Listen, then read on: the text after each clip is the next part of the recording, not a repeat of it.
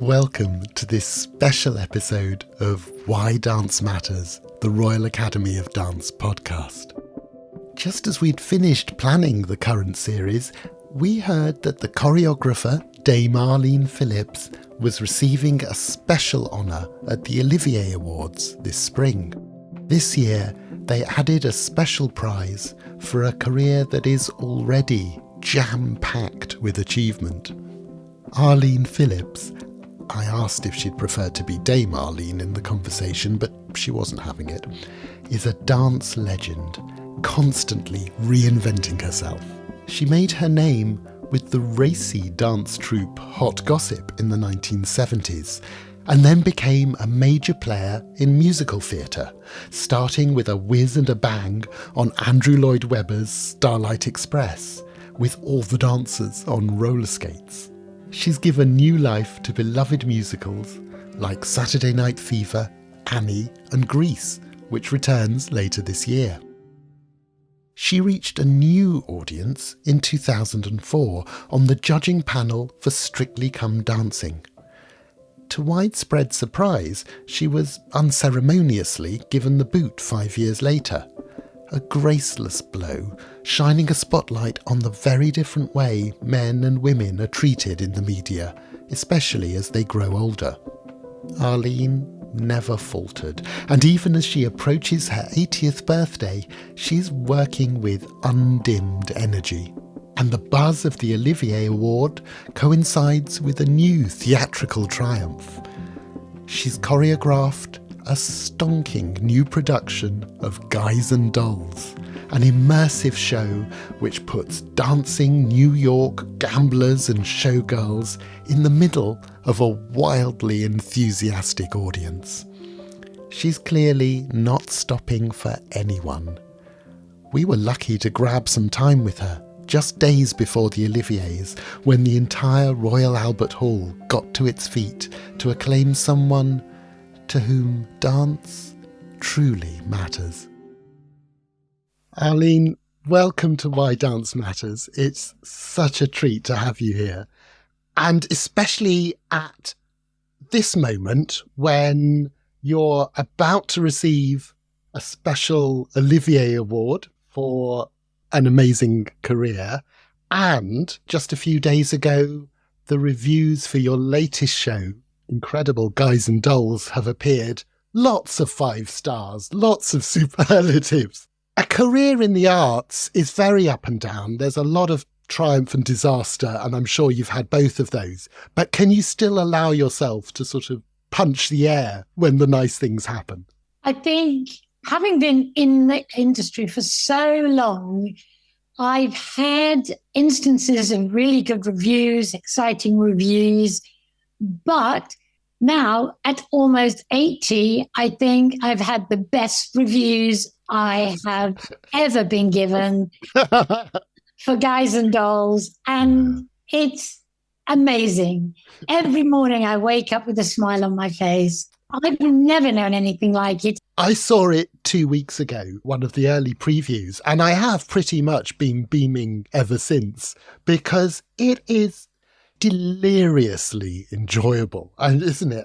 But for people who don't know, it's quite an interesting staging because it's quite immersive. A lot of the audience, where the stalls would be, are standing and milling around and being directed by New York style cops with ushers underneath the uniforms. And tiny bits of stage pop out of the floor to be 1950s New York, with the gamblers and the showgirls and street life just happening all around. And so you and your co-choreographer, James Cousins, are having to create dance in incredibly tight spaces, knowing that people will be pressing in from every angle. How was all of that? It was incredibly difficult to rehearse because we were rehearsing on a flat floor, be that it was marked up. It does not represent the way that the lifts that become the stage go up and down, and how tiny some of them are and narrow. Yeah. And often we've got 16 people, more, 20, 24, on these tiny little spaces.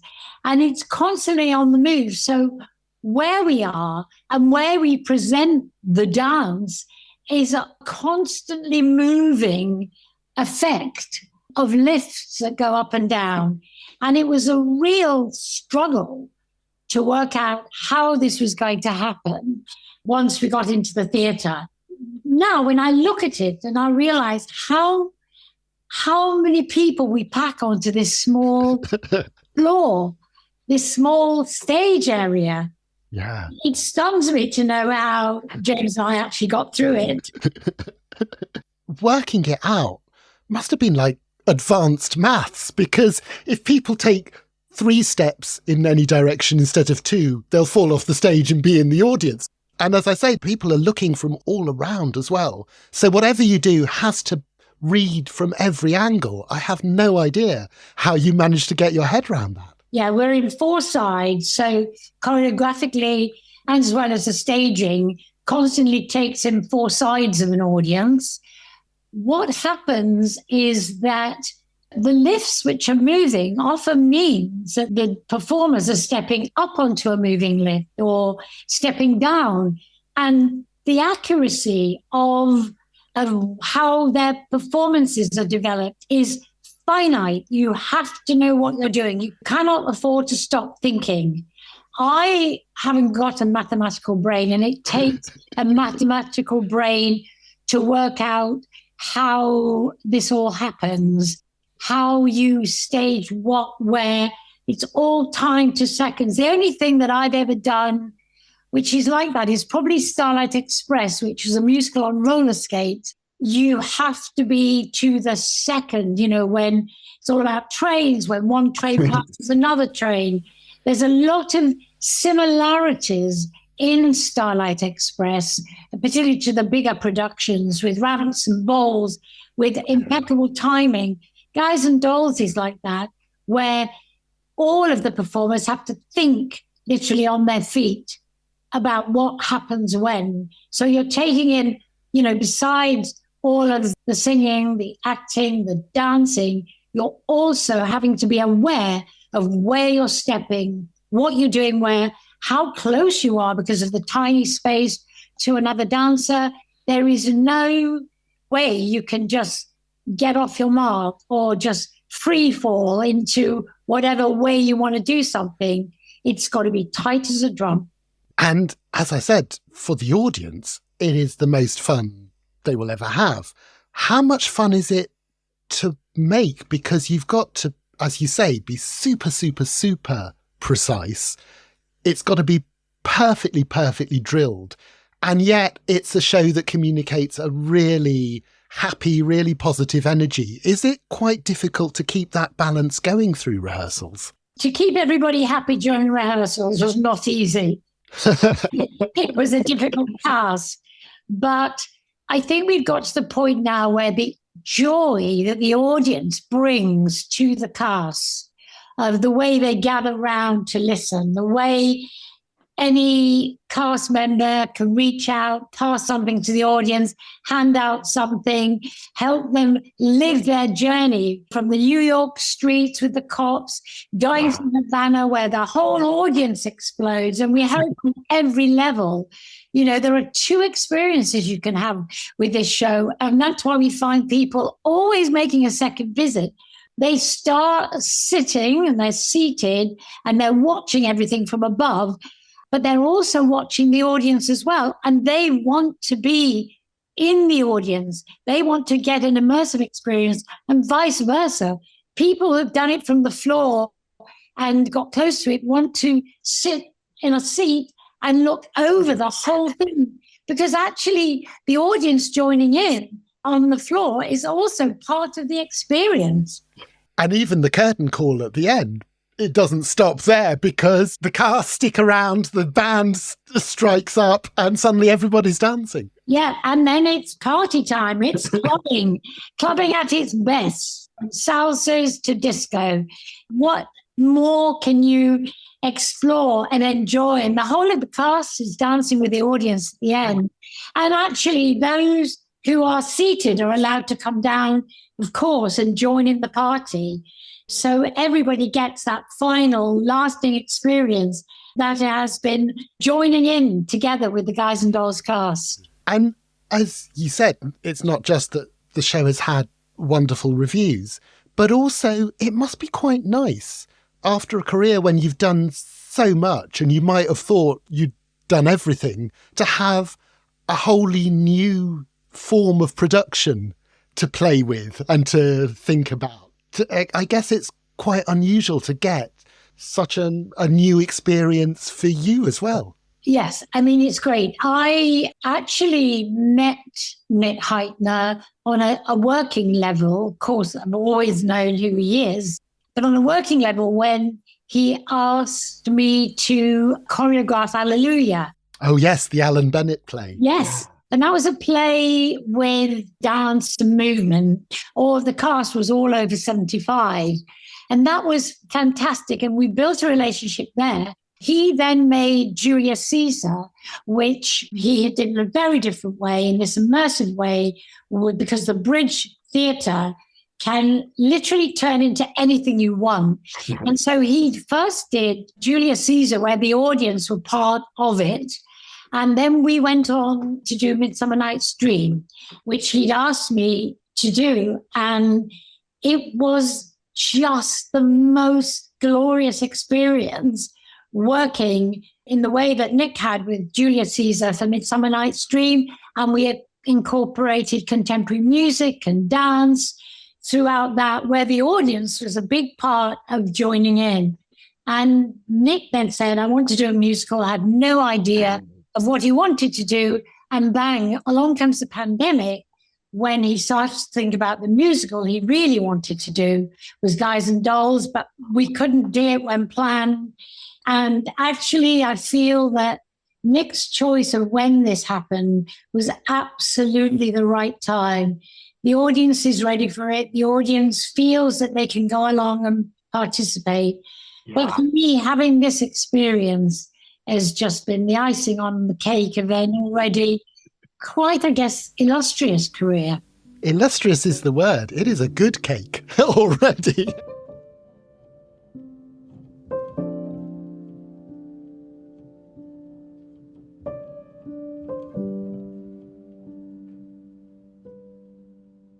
We're also celebrating your special award at the Oliviers, which is fantastic. I mean, I suppose it becomes a moment for looking back. And when you do, where did you expect your career to take you? Was this the career you always thought you'd have?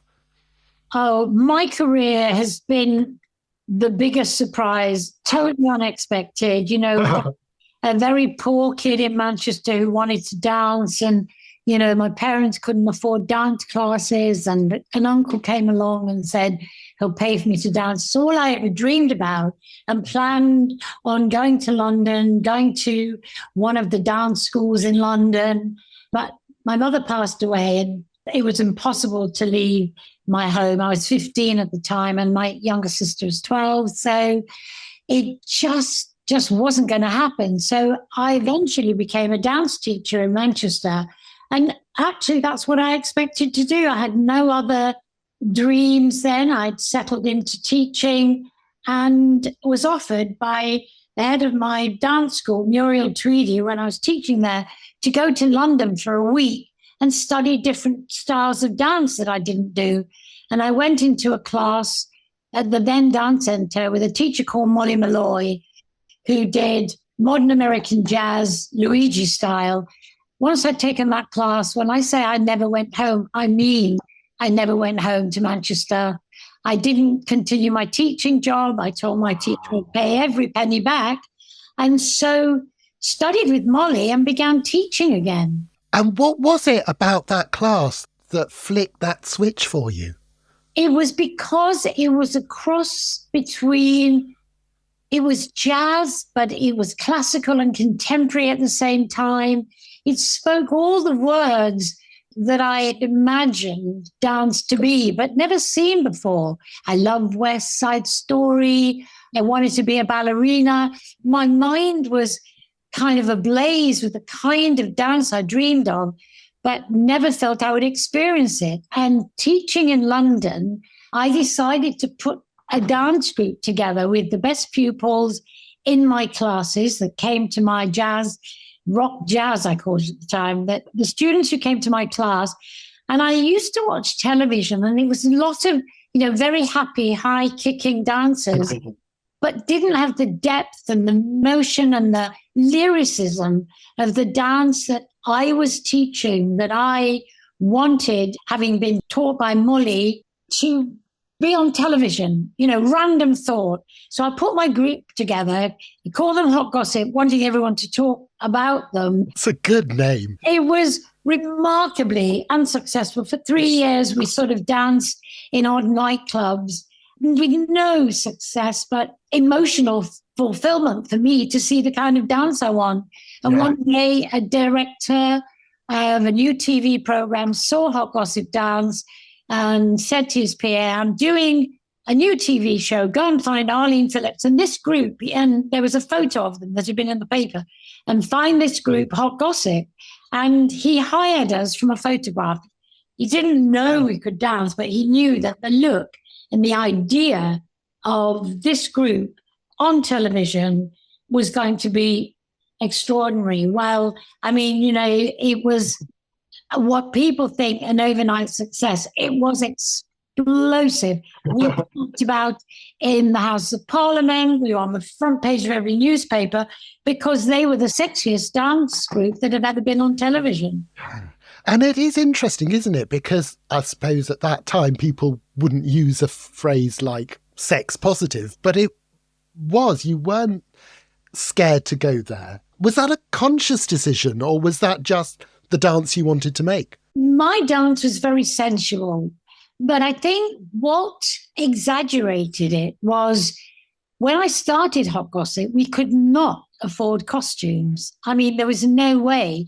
So I would look around lingerie shops thinking, well, if I buy a load of lingerie, you can dye it so many different colors and add a bit of lace or frills or a pair of stockings and suspenders, and you can just make it look like the most extraordinary outfit.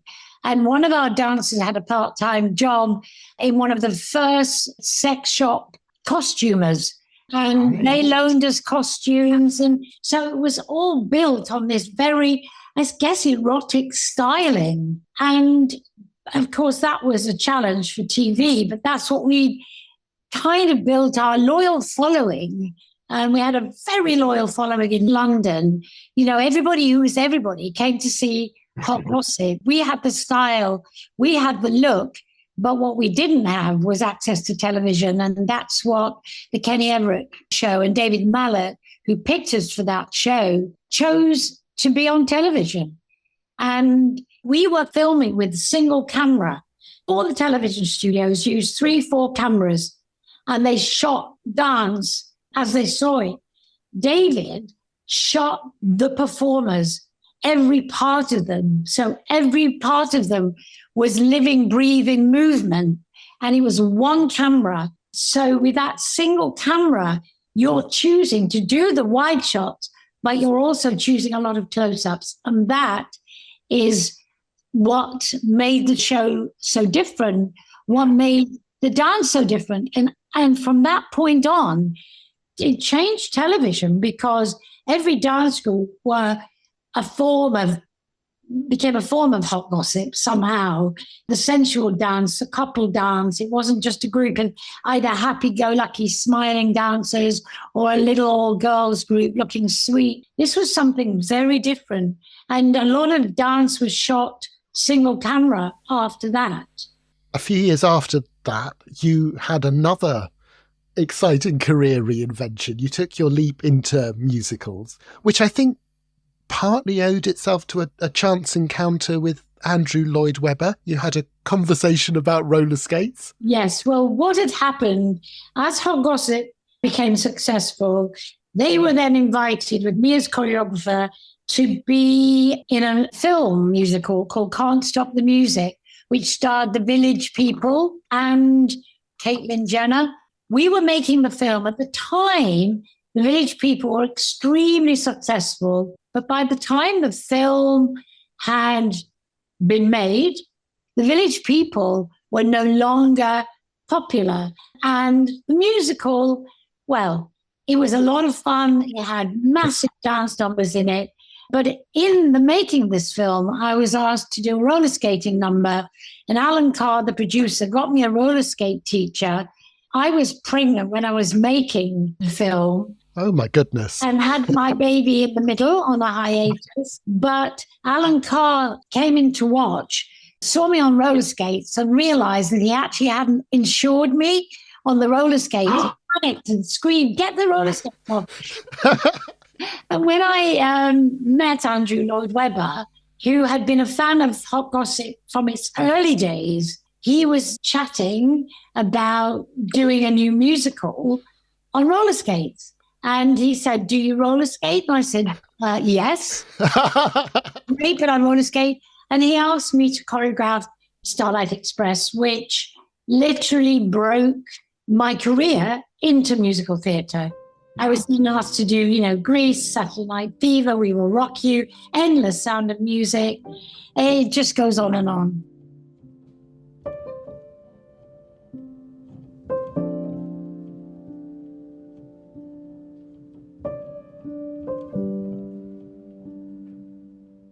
Anyone listening to this will have already realised that you generate a lot of positive energy.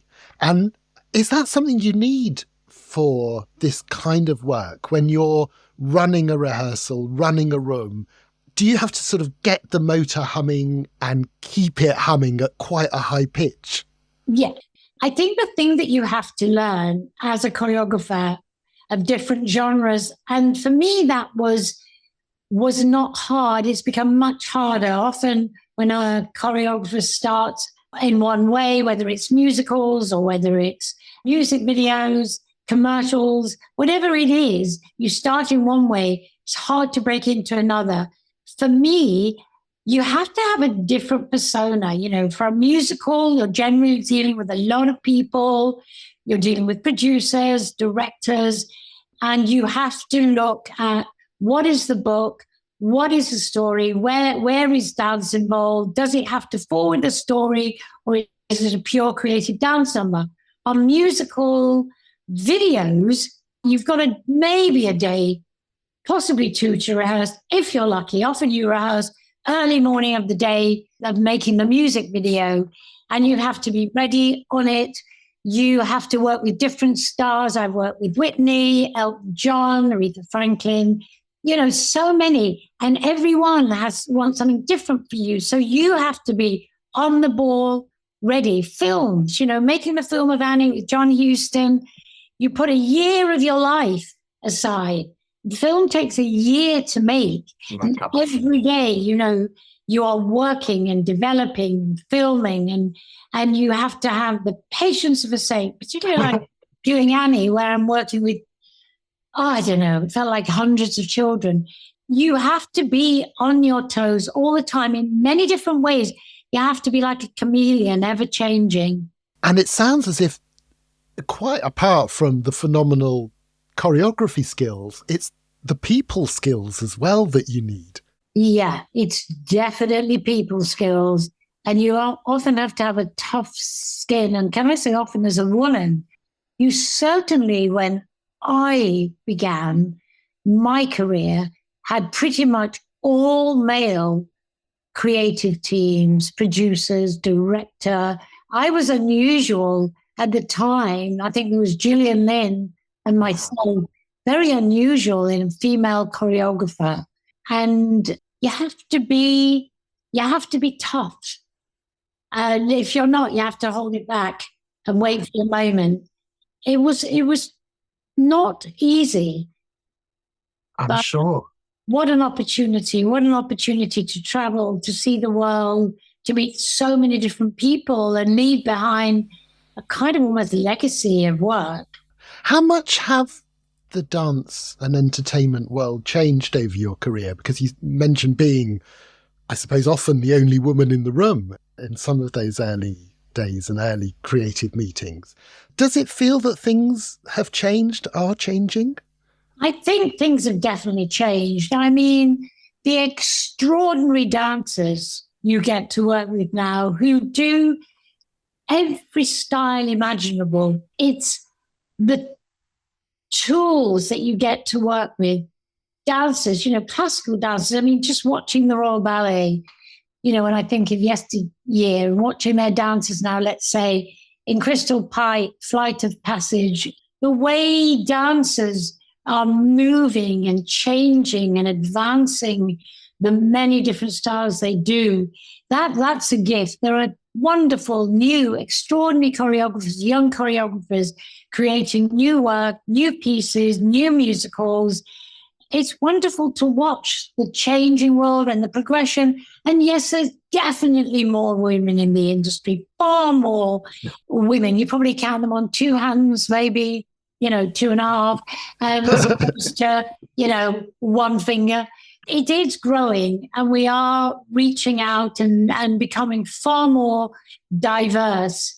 I don't think, until we're 50-50, it will ever be perfect. It is wonderful and very energizing to talk to someone who clearly loves their work the way you do. It's a real jolt of energy. What's the biggest satisfaction for you in making something? The biggest satisfaction? Well, I've always advised young dancers, that want to go into this world, whether it's theatre, whatever it is they want to do in dance, they want to do it. And I have said, the first thing you need is a tough skin, because you face rejection every day and you have to find a way, go away, cry, kick your feet, do whatever you want, stamp, scream, shout, feel that it was unjust, unfair.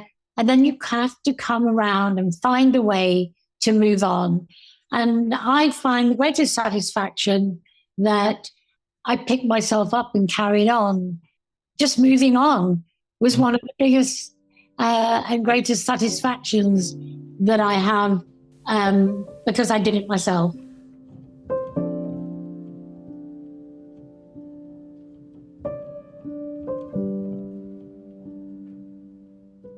And at the Oliviers, people will be quite rightly celebrating your achievements. It's, I'm sure, going to be an amazing evening. What are you most proud of? Oh, I always say when I'm asked this question, it's like picking a favourite child. Daughters, two granddaughters I love immensely.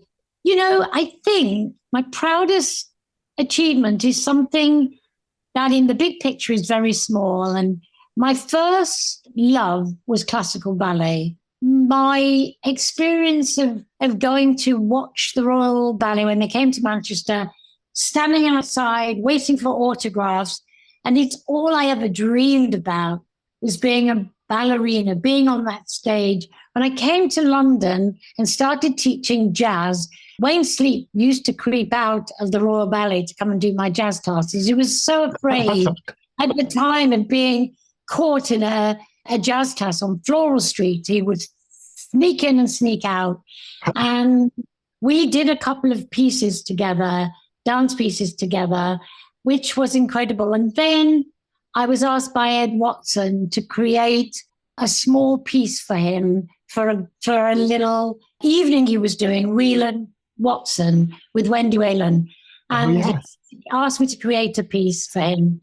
And I think I hold that most dear in my heart, because I never expected to be invited to someone that I love, respect, and a dance that I dreamed of doing, ballet, to work with one of the eminent dancers. And I did. And I think it's that I'm proudest of. Oh, that's lovely. And amazing that things can come full circle as well. It's really beautiful. Arlene, we have just taken up lots of your time. I am going to ask the final question as we celebrate your career, which is, why does dance matter to you?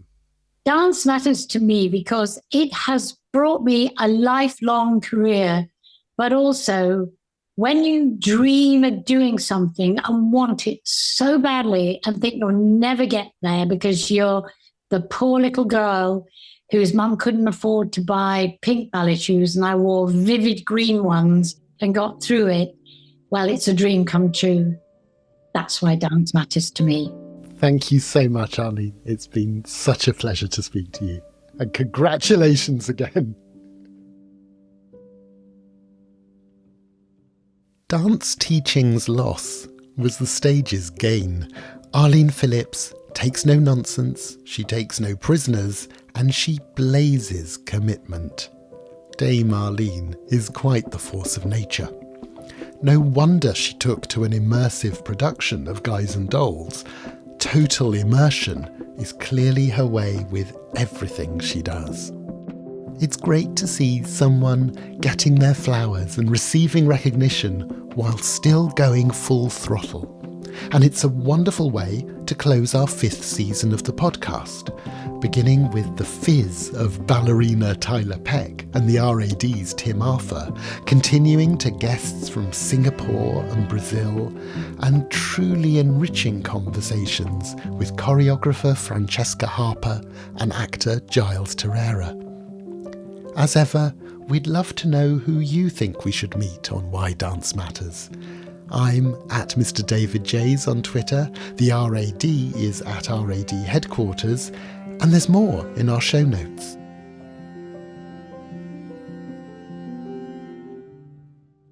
Please do subscribe, like or review the podcast. You won't want to miss the start of Season 6 in June. Our guest today was Dame Arlene Phillips. Why Dance Matters is made by the RAD team of Niamh Carey-Furness and Katie Hagan. Our artwork is by Bex Glendinning. And a standing ovation, please, for our producer, Sarah Miles. I'm David Jays. Take care and see you next season.